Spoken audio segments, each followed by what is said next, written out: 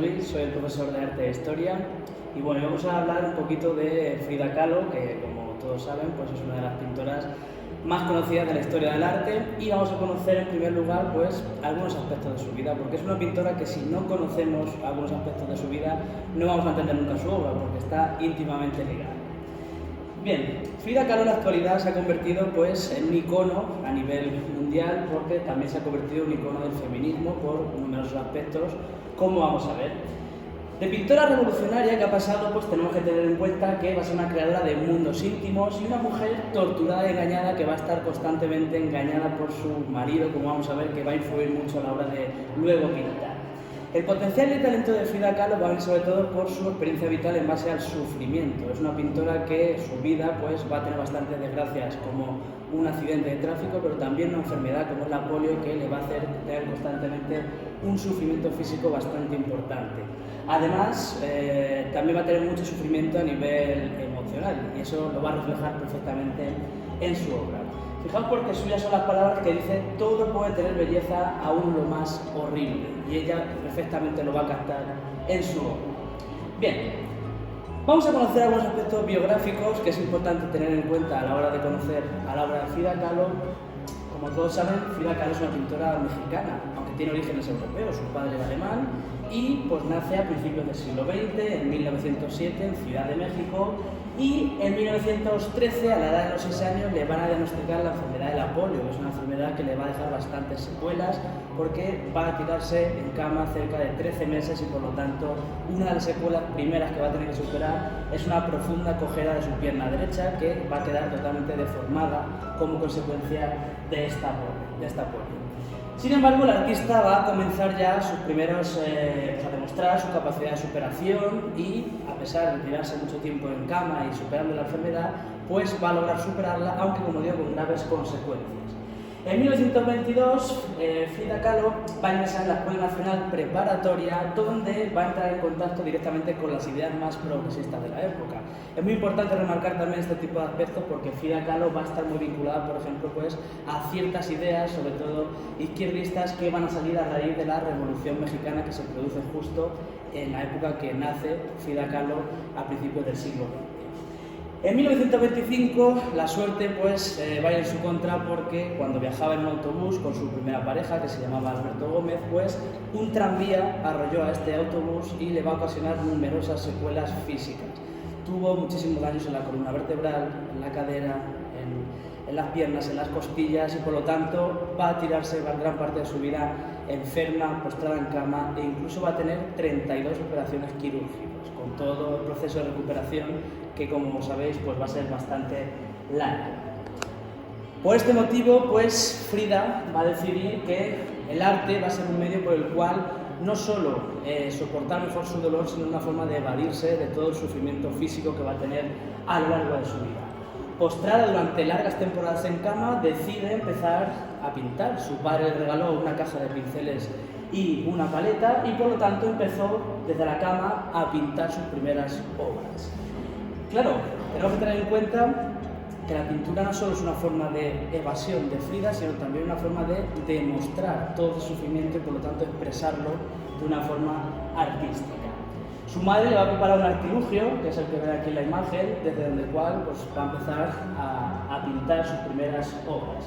Estas obras van a convertir a Frida Kahlo en un objeto de deseo, por ejemplo, para muchos pintores muy conocidos de la época, como por ejemplo los surrealistas, que estaban una de esas vanguardias artísticas que tenemos sobre todo en Francia, a principios del siglo XX, en los años 20 y 30 del siglo XX, pero los surrealistas siempre solían pintar temas sacados del mundo de los sueños, de lo lírico y todo eso, y Frida no se consideraba surrealista, decía que ella no pintaba sus pesadillas ni sus sueños, pintaba su propia realidad, por lo tanto no podemos encasillarla como una pintora surrealista.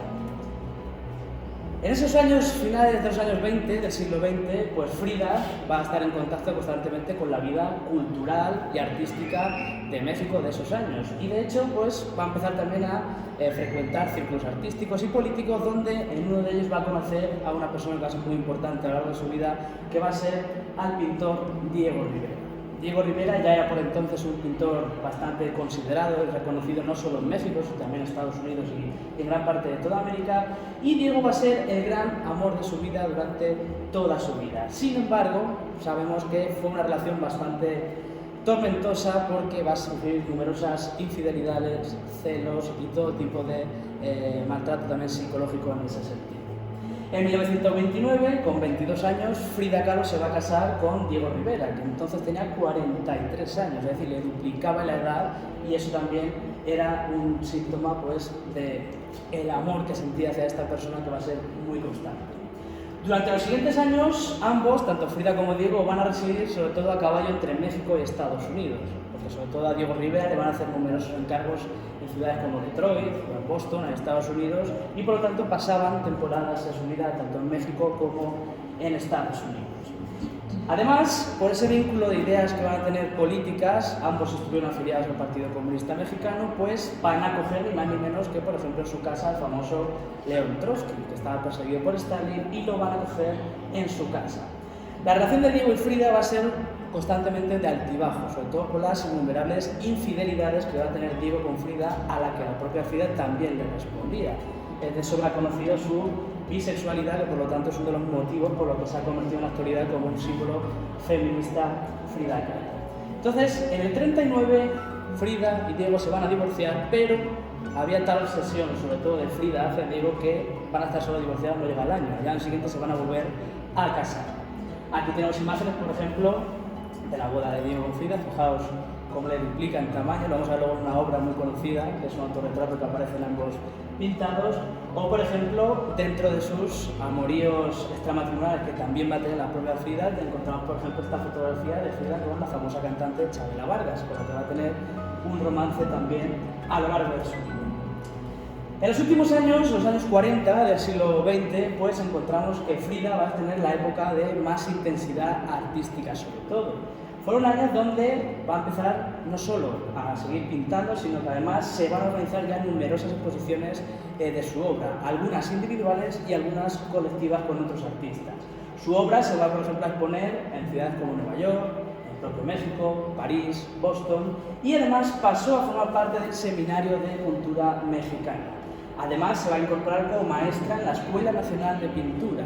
Y un año antes de morir, en el 53, se organizó por primera vez en México una exposición exclusivamente sobre la obra de Frida Kahlo. ¿Qué pasó? Que en esos años ya le quedaba solo un año para morir, estaba ya bastante convaleciente, no podía moverse, de hecho le amputaron hasta una pierna en ese año 53, y tuvieron como dato curioso que llevarla a la inauguración de la exposición en una cama portátil, que eso para que veáis el grado de dolor, de sufrimiento físico al que va a estar sometido Frida durante toda su vida.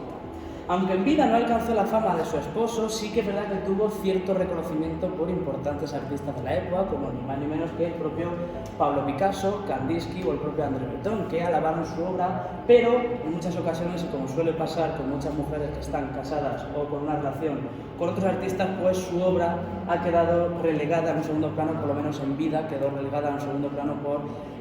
la obra de su marido, que era mundialmente conocido, el famoso muralista Diego Rivera.